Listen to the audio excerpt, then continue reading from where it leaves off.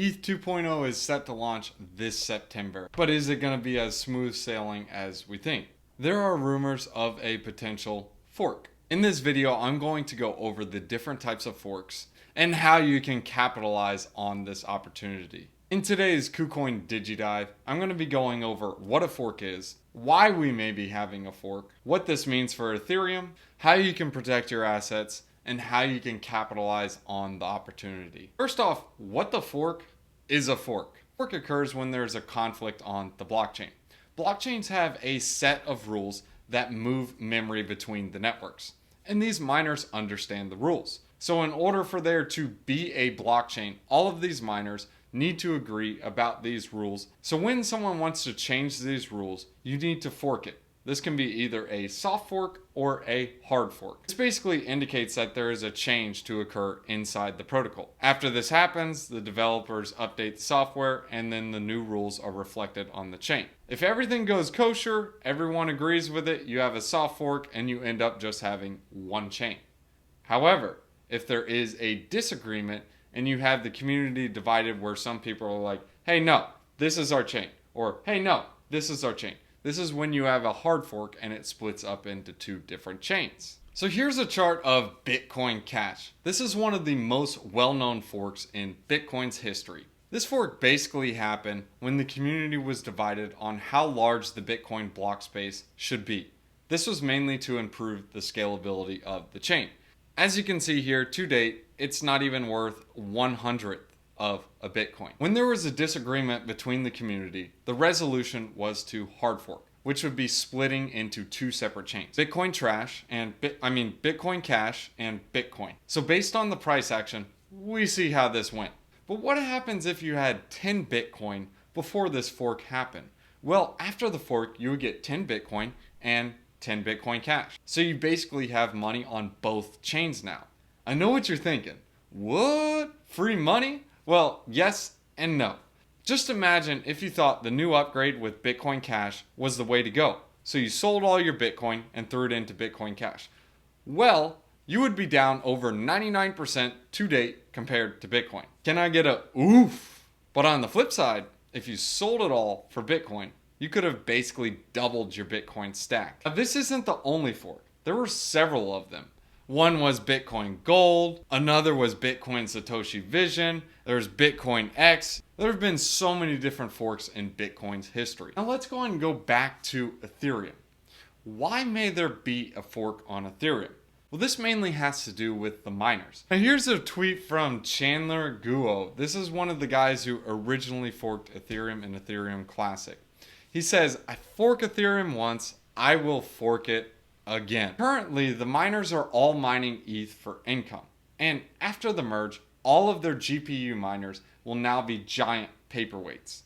They will either need to find another chain for GPU mining, like ETH Classic, or if ETH Proof of Work comes, or the machines will just be used to weigh down some paper to keep it from flying away. Now you're probably thinking, wait, why don't they just go mine on Bitcoin and Litecoin? Well, here's the difference between Bitcoin and Ethereum mining. Bitcoin mining uses a lot of ASICs, and these are manufactured solely for mining. So if you want to compete against those ASIC miners, it's not going to happen.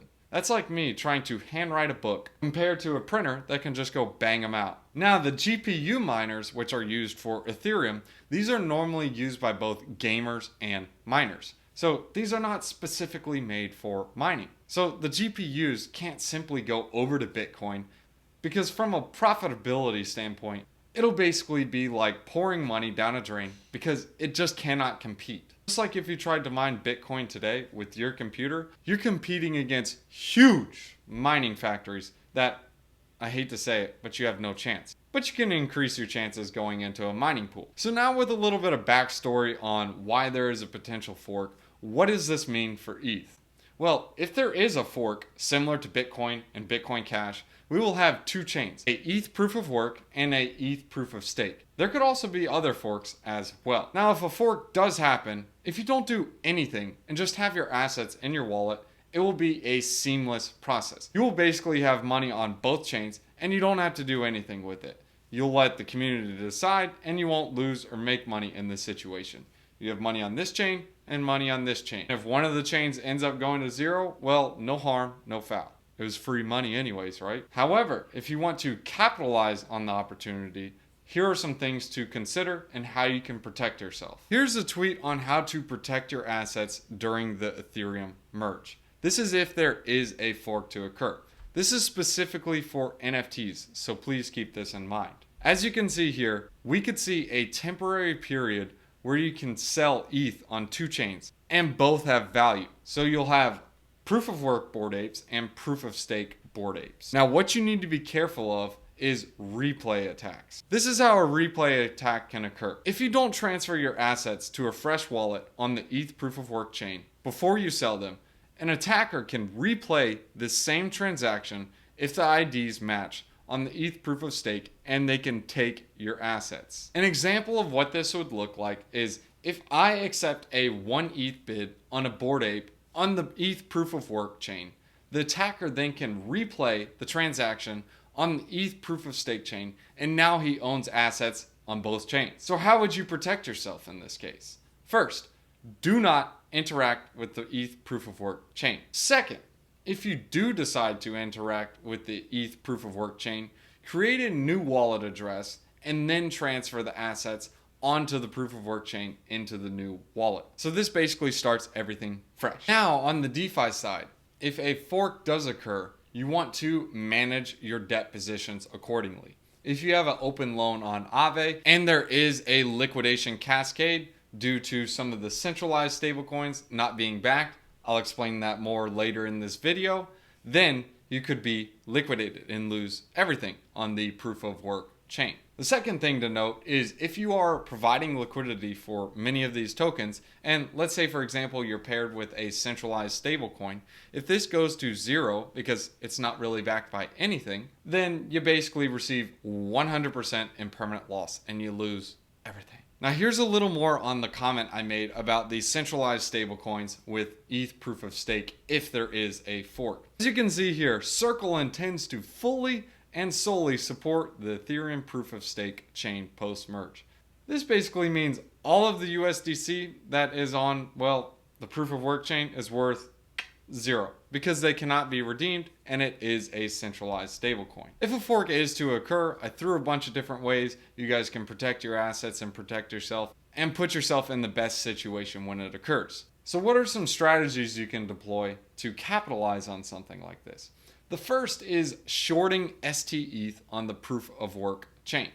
If you don't know what STETH is the liquid staked Ethereum token. If this token is on proof of work chain, there is no utility to it. If you have a fork chain that chooses proof of work over proof of stake, there is no utility for this. This is not worth anything. You cannot redeem it for Ethereum. That doesn't mean there won't be speculation costs and such thing as a short squeeze because other traders will be like, oh, this is worth nothing. There is no backing. Let's short it. And if they over leverage and they don't have the money to stay afloat, well, that can cause cascading liquidations and a short squeeze for a quick price pump. A second strategy would be longing Ethereum before the merge. Why is that? Well, if people are like, wait, if there is a fork and I get free money if I hold Ethereum in my wallet, it's a free airdrop. I'm just going to go ahead and buy a bunch of ETH and then get free ETH on the new chain and dump it and sell it for a regular Ethereum. Yes, that is a strategy you guys can use, but keep in mind external market conditions can say a different story, and you also have to factor in it will be a rush for the exits if people are looking to lock in their profits. Now also keep in mind, with a fork, you don't only get Ethereum on both chains, you actually get the ERC20s as well. So if you're holding some ERC20s like Compound, Aave, Curve token, Synthetics, it will also be duplicated in addition to the ETH. A third strategy is shorting Ethereum after the merge. Now there is a chance that this backfires because everyone else would be doing the same thing, creating a short squeeze, which could cause it to pump. But in theory, if people are rushing for the exits, selling to capitalize on profits, they would want to sell their Ethereum. Me personally, what I expect the token to do is look like a yield farming coin and go down over time, as you see with Bitcoin Cash and Ethereum Classic.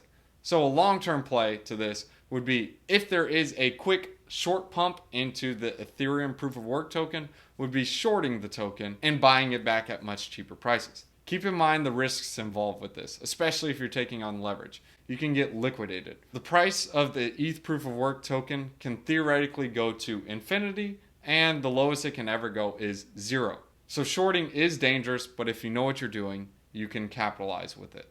The fourth strategy is borrowing ETH right before the fork. Since ETH is considered the apex asset, similar to how the ETC token is on Ethereum Classic, if you borrow ETH right before a potential fork, you would have that ETH you just borrowed also on the new chain.